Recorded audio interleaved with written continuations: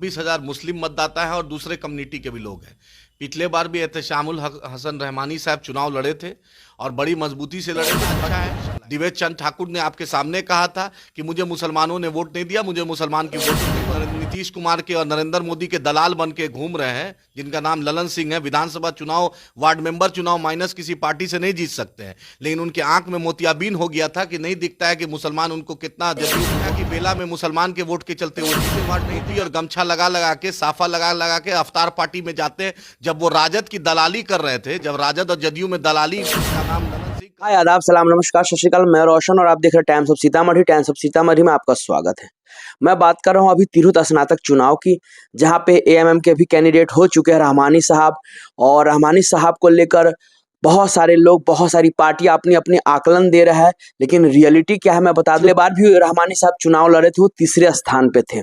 जी हाँ, इस बार रहमानी साहब जीतने जा रहे हैं। जी हाँ, जीतने का चांस नहीं, इस बार जीतने जा रहे हैं। इसलिए क्योंकि पढ़ा लिखा व्यक्ति है, प्लस पिछले बार भी वो निर्दलीय चुनाव लड़े थे, किसी पार्टी से नहीं थे, फिर भी वो तीसरे स्थान पे थे।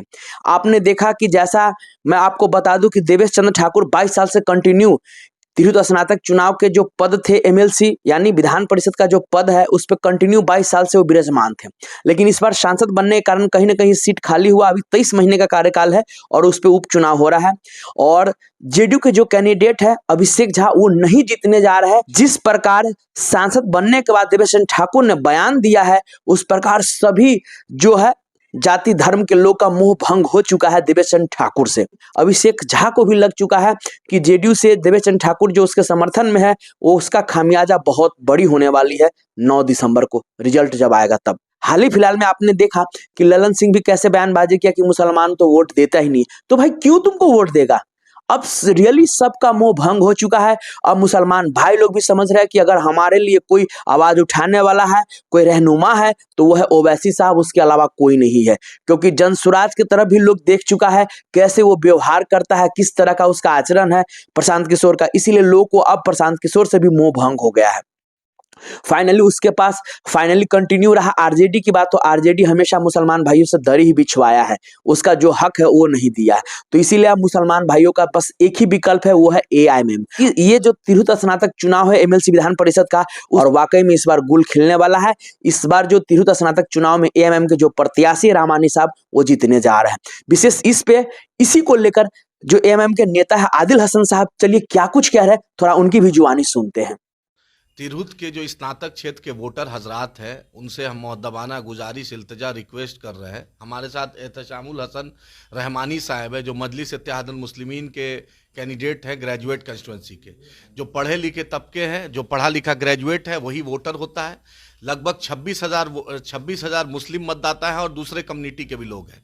पिछले बार भी एहतशामुल हसन रहमानी साहब चुनाव लड़े थे और बड़ी मजबूती से लड़े थे, 3rd पोजीशन लाए थे। अभी बैरिस्टर असदुद्दीन ओवैसी साहब, अख्तरुल ईमान साहब का इन्होंने दामन थामा है, मजलिस इत्तेहादुल मुस्लिमीन का इन्होंने मेंबरशिप लिया है। मैं तिरहुत के तमाम वोटरों से मुअद्दबाना गुजारिश है कि हर मुद्दे पर अगर बैरिस्टर असदुद्दीन ओवैसी साहब बोलते हैं, अख्तरुल ईमान साहब बोलते हैं, तो आपसे यही गुजारिश है कि आप पढ़े लिखे हैं, आपको एक फैसला लेना है जो आपके हक में हो। एहतशाम साहब आप ही के इलाके के हैं, क्योंकि ना ये आपके इलाके के, इन्होंने वोट वहाँ के वोटर भी हैं और आपसे अपील भी है। मदरसा टीचर जो हैं, जो उर्दू हिंदी और शिक्षक जो हैं, टीचर हैं, जो ग्रेजुएट है उस इलाके में, इंजीनियर है, डॉक्टर है, एडवोकेट है, सीए है, सीएस है, और सभी तमाम पढ़े लिखे लोग हर मुद्दे पर बैरिस्टर असदुद्दीन ओवैसी साहब, अख्तरुल ईमान साहब, बिहार में मजलिस इत्तेहादुल मुस्लिमीन आपकी नुमाइंदगी करती है।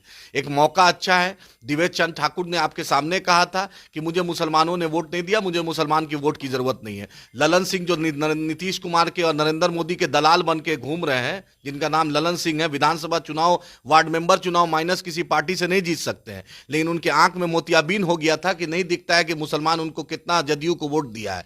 उनको नहीं दिखा कि बेला में मुसलमान के वोट के चलते वो जीते। उनको नहीं दिखा कि नीतीश कुमार टोपी और गमछा लगा लगा के, साफा लगा लगा के अवतार पार्टी में जाते। जब वो राजद की दलाली कर रहे थे, जब राजद और जदयू में दलाली का नाम ललन सिंह कर रहे थे, तो उस वक्त भी अवतार पार्टी ही से शुरुआत हुई थी, जो महागठबंधन महागठबंधन की सरकार बनी थी, तो उस वक्त ललन सिंह को नहीं दिखा था, क्योंकि शुरू से उनकी राजनीतिक दलाली रही है, इसलिए मुसलमान को उनको शक होता है। उनकी औकात जादव से नहीं पूछने की, उनकी औकात दूसरे जात से पूछने की नहीं है, क्योंकि मुसलमान सबसे कमजोर कड़ी रखता है, इसलिए ललन सिंह ये बात बोलते हैं। ललन सिंह से पूछिए कि जब मुसलमान के दरवाजे पे भीख मांग रहे थे नीतीश कुमार 2014 के चुनाव में, नरेंद्र मोदी से हट गए थे, तो वही संतोष कुशवाहा को पूर्णिया के मुसलमानों ने जिताया, और नीतीश कुमार के घर में नीतीश कुमार को वही मुसलमानों ने बिहार शरीफ और अस्थावा और हसुआ के लोगों ने जिताया है। और नीतीश कुमार जो आप जाकर खानका में चादर और टोपी पहनते हैं तो उनको दिखता नहीं है। नीतीश कुमार को समझाएं, या नीतीश कुमार गलत है और ये दलाल गलत है। ये आरसीपी 2 बने हुए हैं, एक दलाली करके नरेंद्र मोदी का आरसीपी करते थे, ये दूसरे दलाल है।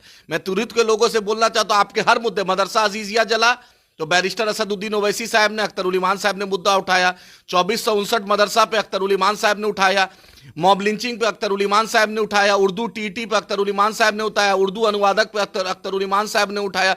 बिहार ही नहीं, देश के मुसलमानों के, मजलूमों के ऐसे कोई मुद्दे नहीं है जिसमें एमआईएम ने नहीं क़यादत की है।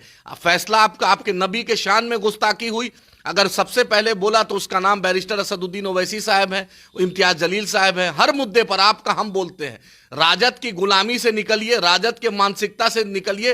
राजद जब शहाबुद्दीन साहब का नहीं हुआ, जब तनवीर साहब का नहीं हुआ, जब तस्लीमुद्दीन साहब का नहीं हुआ, जब आप ही के अनवारुल हक साहब का नहीं हुआ, तो आपका और मेरा क्या होगा?